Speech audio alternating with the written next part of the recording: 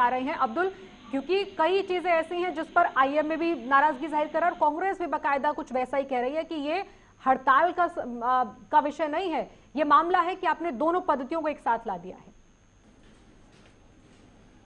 जाहिर तौर पर देखिए, बहस लगातार ये छिड़ी हुई है कि आखिर क्या कुछ यहां पर हो रहा है, लेकिन आईएमए की तरफ से क्या तर्क दिया जा रहा है उनके अध्यक्ष को जरूर सुनना चाहिए, और इस पर सियासत भी किस तरह से हो रही है, कांग्रेस क्या सवाल कर रही है वो भी जरूर सुनना चाहिए।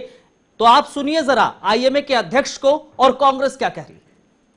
It is a deliberate attempt to corrupt the healthcare system of the country. Citing a shortage of doctors. It takes years and years to become a doctor. And creating such mixopaths. You see the attempt, crosspathy, mixopathy. What are we heading for?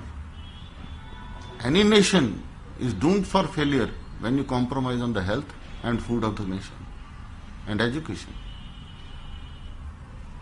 It is a big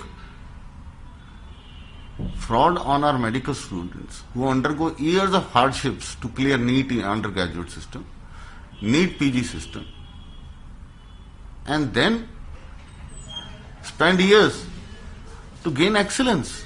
देखिए, निश्चित रूप से इस सरकार की नीतियों ने कई बार ऐसी परिस्थितियां उत्पन्न की हैं कि जब जनता को हॉस्पिटल्स में संघर्ष करना पड़ा है। इंडियन मेडिकल एसोसिएशन जो मांग कर रहा है और जिस तरीके से आयुर्वेद के चिकित्सकों को सर्जरी की इजाजत दी गई है, इन दोनों मामलों पर सरकार को, इंडियन मेडिकल एसोसिएशन के लोगों को और आयुर्वेद के लोगों को, दोनों को बिठाकर पहले ही रास्ता निकालना चाहिए था, क्योंकि इंडियन मेडिकल एसोसिएशन ने पहले से ही ये घोषणा की थी कि वो हड़ताल पर जाएंगे अगर उनकी मांग नहीं मानी जाएगी। सरकार को तमाम सारे इवेंट मैनेजमेंट से दूर सबसे पहले इन लोगों को बुलाकर बातचीत करके इसका रास्ता निकालना चाहिए था। आज जो पब्लिक को परेशानी हो रही है, जिस तरीके से लोग इलाज के लिए भटक रहे हैं और खास करके जो इमरजेंसी सेवाएं हैं उनको लेकर जब लोगों को परेशानी होती है तो वो निश्चित रूप से बड़ी त्रासदी होती है। मुझे लगता है कि सरकार संवाद में फेल है। अभी भी वक्त है, वो इंडियन मेडिकल एसोसिएशन और आयुष के लोगों को, आयुर्वेद के लोगों को बुलाकर उनसे चर्चा करके रास्ता निकालना चाहिए।